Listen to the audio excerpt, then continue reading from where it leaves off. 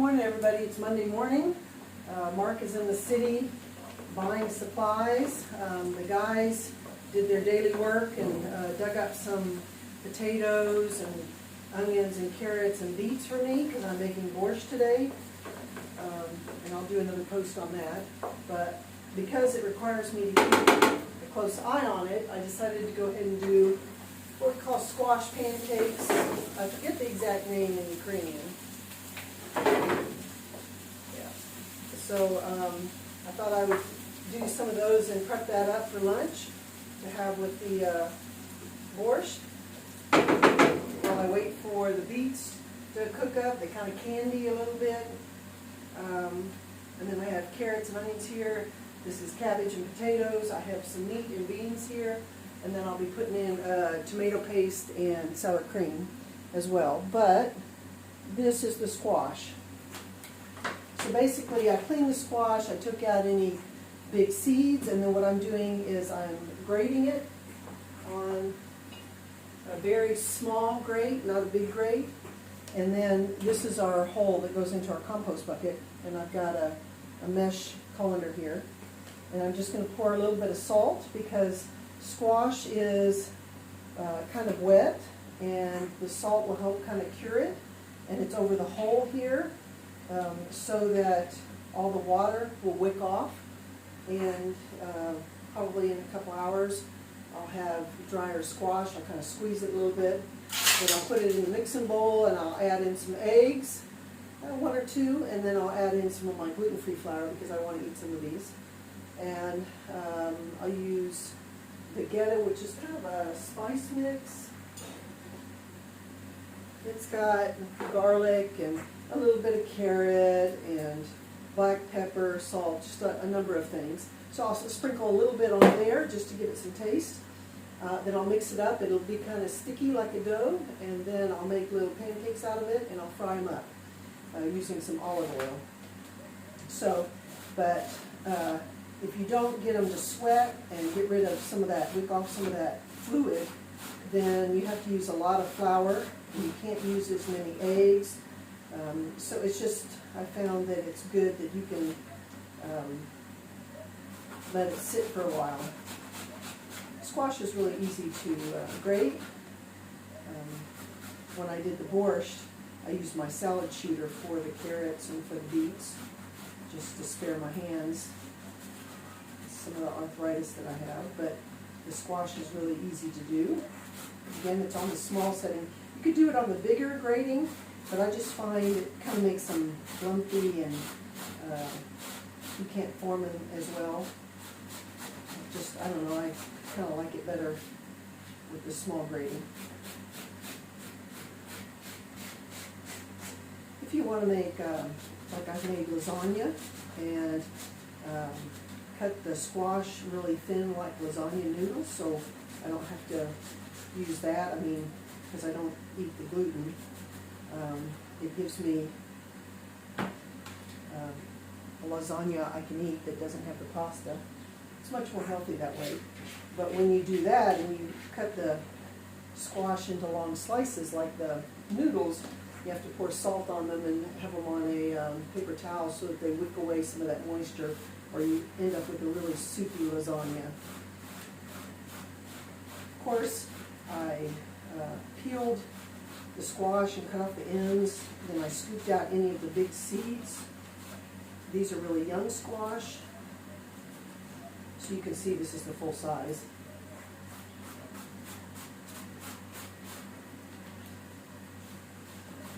And it's a really easy recipe. It's kind of a traditional Ukrainian recipe. Can't for the life of me today remember what the name of it is. One of my Ukrainian friends that might watch this put a comment and put the name and then sound it out in English for people. I don't know why. Just can't remember it today.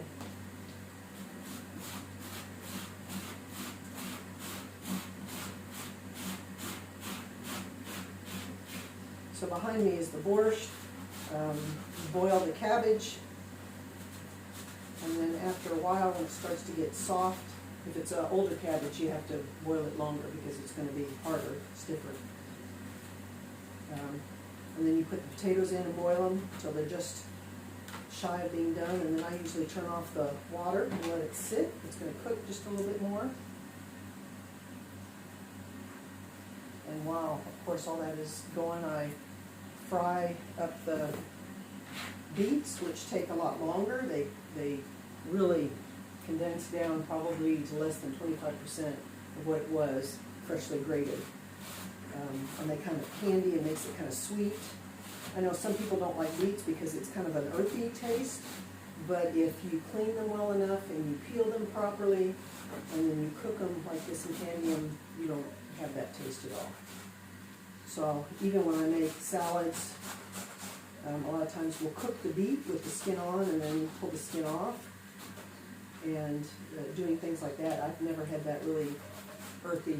I had it once, I think I was at a salad bar or something in America, and the beets just tasted like dirt. But here, the way people prepare things and how I've learned to prepare things, I've never had that taste. It is, like I said, kind of an earthy, like you kind of get with potatoes, an earthy taste, but they're very high in iron and vitamin, very healthy for you.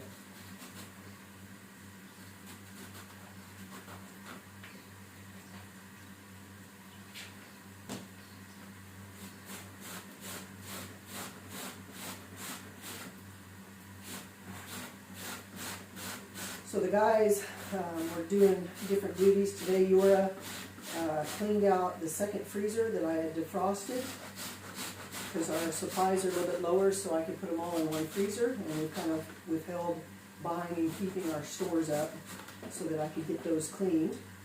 Much better to do it in the summer. And Dima dug up a potato plant or two and some carrots and the beets and all that for the ingredients for the borscht.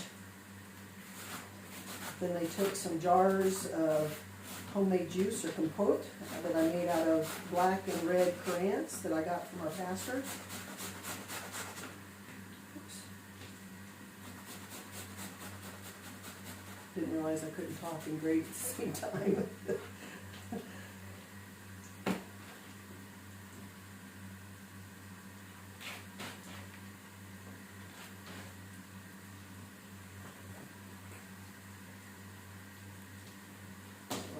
Mix up the onions and the carrots. I kind of want to brown them a little bit, but not too much. Just to give them that fried taste. I use the oil from when I fried up. Well, first I boiled the meat in the pot because it was frozen for the borscht. And then when it was pretty much cooked up, I took it out, cut it into pieces, and then I fried it up. And we kind of use a little bit of fatty meat because that's just kind of the way things are done here. And I used some of that oil to fry up the beets and the carrots. And if I needed to, I put a little bit more olive oil in there to make sure that they didn't, burn. And with both beets and the carrots, they're going to suck up a little bit of that oil. But that's why I like using the oils that came off the meat. See, this pot of beets was completely rounded and full when I started. So it's probably less than 25%, and they're looking pretty candy. So I think I'm going to turn that off, and I'm going to turn this off. Let's see.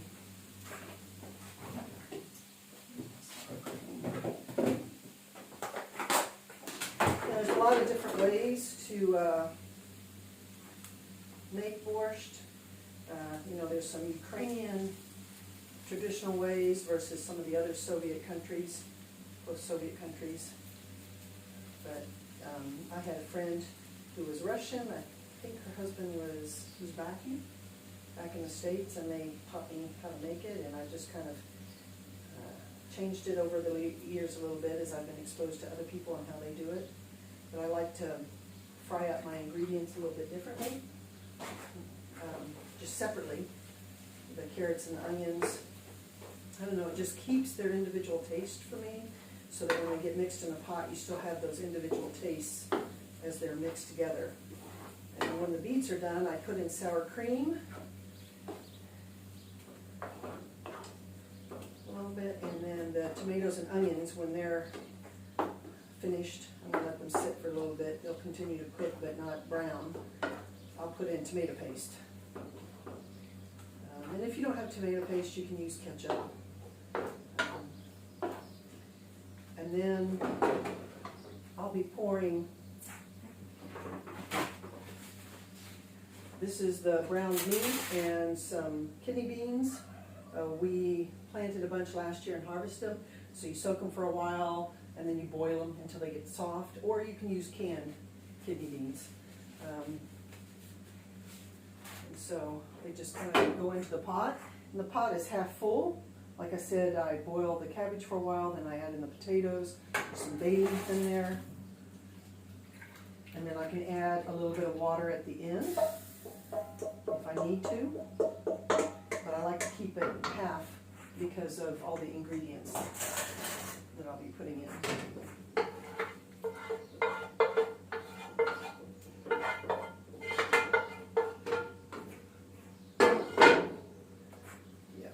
Some more water here. I like my borscht heartier.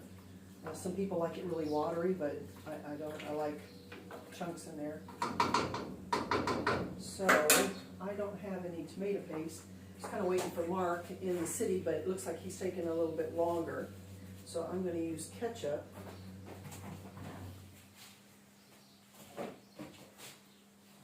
I could probably run down to the local kiosk store here in the village, put stuff on the stove and all this other stuff going on. I don't really want to do that. All the ingredients, the cabbage, the potatoes, the carrots, the onions, the beets, they're all kind of equal proportion and neat. The sour cream, it depends on, you know, what size you're making. Since there's only 2 guys and me, and Mark might eat a little bit of the borscht.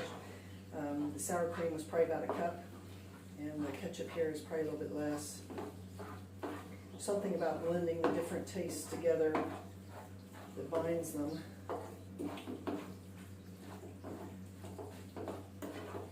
But we'll have borscht for lunch, and I'll have some of the squash pancakes if they're strained enough. I've got 2 hours till lunch.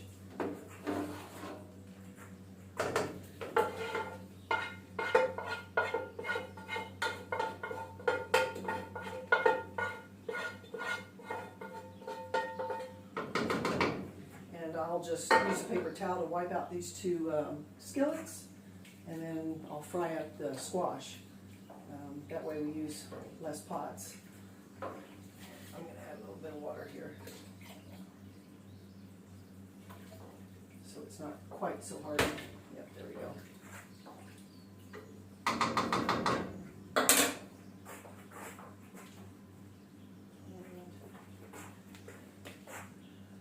It's really not a spicy dish. It's more about the vegetables, and it's actually better the second day, not the first day. Something about all the flavors blending together. Get a spoon so I can test.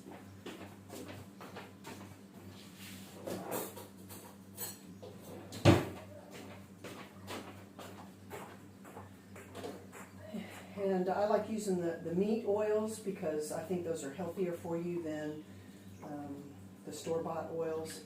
They're finding now that lard is actually much healthier than some of the other vegetable oils. Of course, we use olive oil a lot, and here in Ukraine, there's a lot of sunflower oil. It's a little bit pink.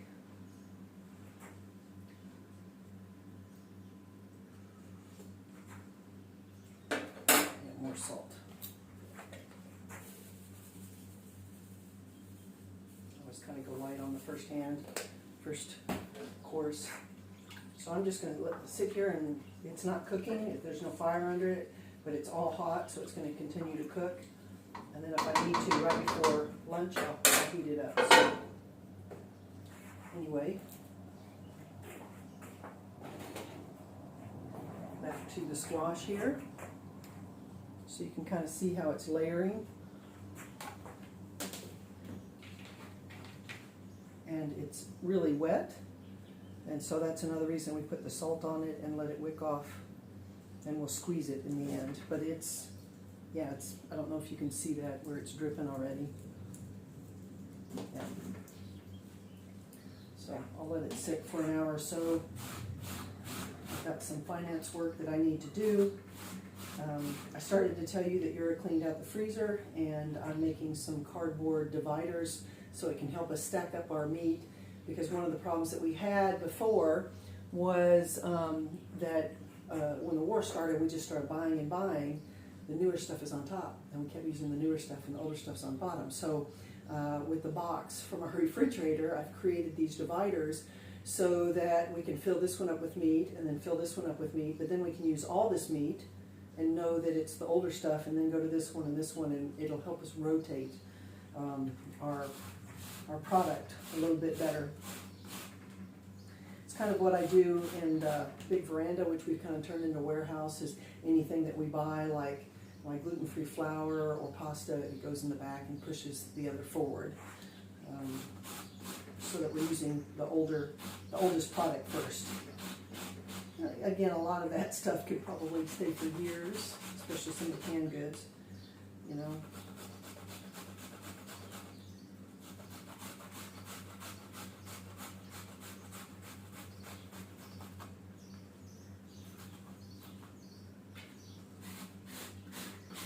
So let's see, Yura finished the dishes, he did that. Dima dug up everything, fed the animals, and now they are out emptying a trailer that's full of compost that they loaded up in the old compost area. And Mark moved the trailer to the new compost area, and they're unloading it.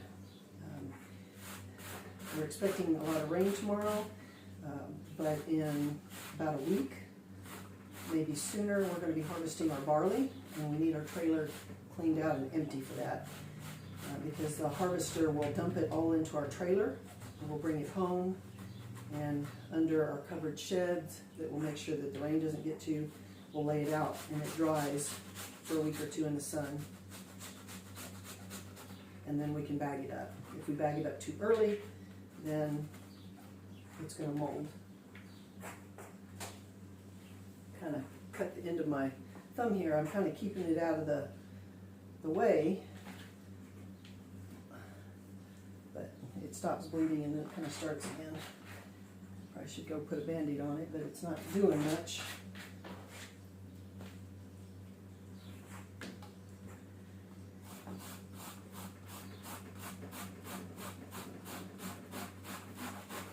So anyway, that's kind of what we're doing. Pastor Sergey is supposed to be here today, and I'm sure he'll do a Bible study with the guys, probably review what he taught on Sunday. We're reading through our homework, or like Sunday school is through the book of Ezra. We did the chapter 7.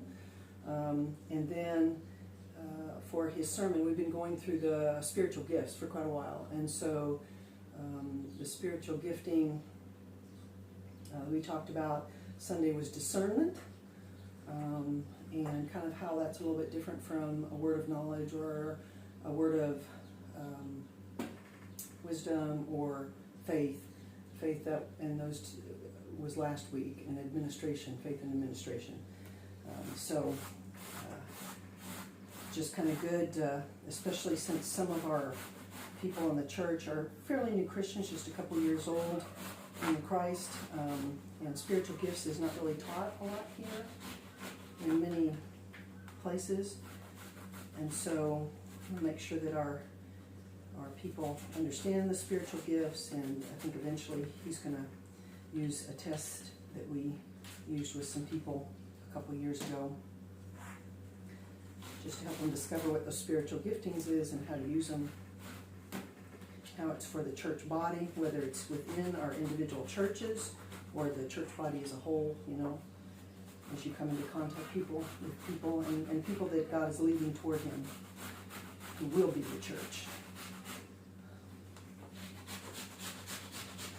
How it affects our personalities, our love languages, all that kind of stuff. I can tell my hands are getting tired after all the work for the borscht, and now this. This is my last bit here.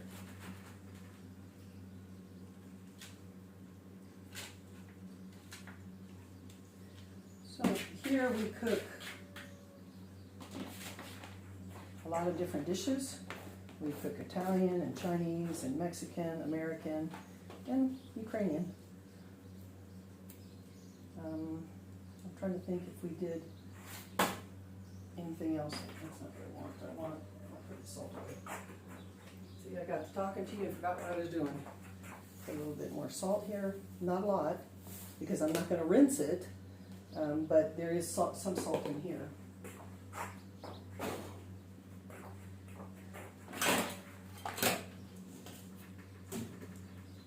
Yeah, it's dripping pretty good.